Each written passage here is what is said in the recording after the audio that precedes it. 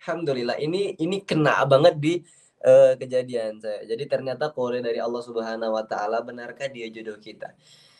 Bismillah. Jadi ini cerita kalau cerita saya tentang, istri saya Aisyah itu sudah biasa. Tapi kalau saya cerita tentang abang ipar saya yang kemarin nikahnya itu 1 hari beda dengan saya, ini coba kita sampaikan ya.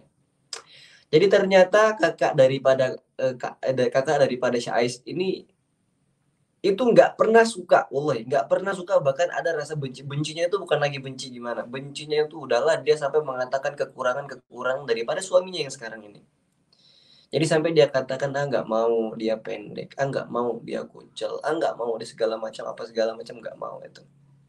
Pokoknya benci manusia gimana sih, udah mah benci dipaksa jodohin, nah pokoknya itu udah klops banget sampai dikatain, "Nanti bakal dia nanti nanti nanti dibeliin mobil, mau sampai dibeliin helikopter pun aku nggak mau." Ah, pokoknya gitulah kalau bahasa kita mah. Sampai ternyata udah bencinya luar biasa, tapi gimana kemudian kok bisa menikah gitu. Pergi ke Mesir berapa hari tiba-tiba langsung Allah bolakin langsung hatinya langsung, tiba-tiba langsung ngomong ke Umi, "Umi saya pengen nikah." Insya Allah lah ya.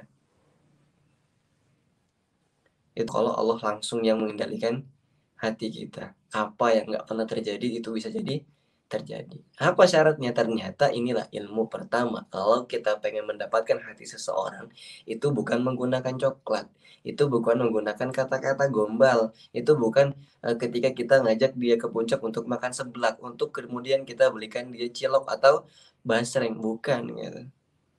Tapi ternyata cara kita untuk mendapatkan hati seseorang yang paling pertama kali itu kita lakukan adalah dekati dulu penciptanya, kemudian rayulah dengan rayuan terbaik kita, bagaimana nantinya agar Allah yang menciptakan hati orang tersebut, kita minta agar hati kita bisa bersatu dengan hati yang orang kita inginkan. Ya ternyata cara yang pertama itu bukan menggunakan coklat, Pak. Tapi cara yang pertama itu kita gunakan untuk bagaimana cara ngerayu Tuhan yang punya hati dia orang. Dan kita yang menerimanya, dan ini kan untuk perempuan, itu untuk laki-laki. Untuk yang perempuan, itu kan mesti ada yang namanya sholat istikharah. Sebenarnya bukan bukan perempuan aja gitu, laki-laki juga ada yang namanya sholat istikharah. Tapi kebanyakan kan yang menerima itu yang perempuan gitu, datang laki-laki, kemudian meminang segala macam, kemudian dia istikharah. Tapi masalah jodoh itu nggak ada pemaksaan, Pak. Masalah jodoh itu nggak ada pemaksaan, masalah jodoh itu ya kehendak Allah, masalah jodoh itulah adalah Allah yang ngatur. Sebagaimanapun ruwetnya hidup kekeluargaan kamu nanti, sebagaimanapun susahnya kekeluargaan kamu nanti, kalau memang itu ridho dari Allah, Allah suka sama itu, bukan saja ketika kamu di dunia, memang sengaja Allah memberikan ujian di dunia, akan tetapi di akhirat itu luangan pahala semua. Karena Allah udah ridho di situ. Makanya, sampai dalam doa itu kan, "Allahumma inni astakhiruka biilmika." Ya Allah, berikanlah kepadaku apa-apa ketetapan yang Engkau itu sudah tahu, dan aku nggak bakal tahu karena aku tidak memiliki ilmu yang dimiliki Allah Subhanahu wa taala. Allah ya. Nah, inilah kalau kemudian itu cara laki-laki untuk mendekati hati perempuan atau cara perempuan itu untuk menerima doa tadi, istikharah, Pak. Nah, kode dari Allah Subhanahu wa taala ternyata ini bahkan kejadian di saya banget. Saya sebelumnya itu bakal tanya-tanya sampai kemudian saya pernah mengatakan saya nggak mau menikah, saya mau menolak pernikahan ini, saya mau membatalkan pernikahan ini, sampai saya mengatakan begitu. Saya membatalkan pernikahan ini nanti ketika saya mulai ketika saya mulai mengkhitbah gitu. Saya berharap nanti perempuan ini bakal menolak saya gitu. Jadi ternyata inilah kalau kita menuju kepada jalan pernikahan gitu, kalau memang dia adalah jodoh kita, banyak kemudahan-kemudahan yang kadang-kadang kita nggak pikir dari mana. Banyak kemudahan-kemudahan yang kayaknya itu kita, "Loh kok ini bisa? Loh kok itu gampang?" Gitu. Sampai kita tuh nggak tahu itu dari mana sedikit pun. Ini ternyata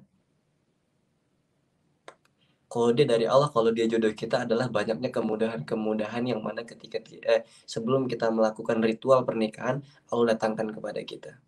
Banyak kemudahan-kemudahan di situ. Itu kalau sudah dalam rencana ritual pernikahan. Tapi kalau sebelum itu, itulah kode dari Allah, ini wallahu alam ya, mungkin sebagian orang kalau saya di channel YouTube saya menyatakan juga saya nggak dapat mimpi itu, padahal saya berapa kali sholat gitu. Nah, tapi kalau dari ini istri saya, bahkan saya pernah menyampaikan kemarin gitu kan, ternyata ketika dia sholat istikharah, yang mimpi betul bukan dia, tapi yang mimpi siapa? Masuklah uminya, datang saya ke mimpi uminya. Dia punya kakak ipar di situ, datanglah saya ke mimpi kakak iparnya di situ. Ternyata kadang-kadang jawaban itu bukan daripada dia, bisa masuk kepada keluarga-keluarganya. Oh, keluarganya bilang, "Oh, ini bagus nih," gitu. Ternyata itulah kode dari Allah Subhanahu wa taala. Allah itu punya 1001, bukan 1001, bermiliar-miliar cara untuk kayak kita itu seakan-akan, karena Allah itu nggak pernah mau buat satu adegan. Allah itu nggak pengen buat scan-scan perfilman itu kayak anteng kita bakal ketebak itu, kita Allah nggak pengen gitu. Karena yang Allah inginkan adalah karena Allah itu sutradara terbaik, penulis naskah skenario terbaik, ya Allah itu kadang-kadang di luar nalar lagi ke kita, tiba-tiba, "Oh, kok bisa kayak gini?" Gitu. Allah itu pengen kita ngomong, "Oh, kok bisa kayak gini? Eh, kok gitu sih?" Allah tuh pengen ngomong kayak gitu. Saking takjubnya agar Allah tuh membuat kita, "Oh, ini jalan Allah," gitu. Allah nggak pengen buat scan-scan itu ya, lempeng, lurus gitu, Allah nggak pengen. Kadang-kadang inilah Allah itu lucu ya, menuju gerbang-gerbang pernikahan itu kadang-kadang lucu gitu. Kenapa kok saya berani mengatakan kayak gini ya, karena saya udah gitu, ngalamin kemarin gitu. Mungkin antum bolehlah nggak percaya kalau saya ketika sebelum menikah menyampaikan kayak gini, mungkin antum boleh nggak percaya. Tapi ketika saya kemarin melakukan ini, dan memang itu terjadi kepada diri saya menceritakan kepada antum, alasan apa antum nggak percaya?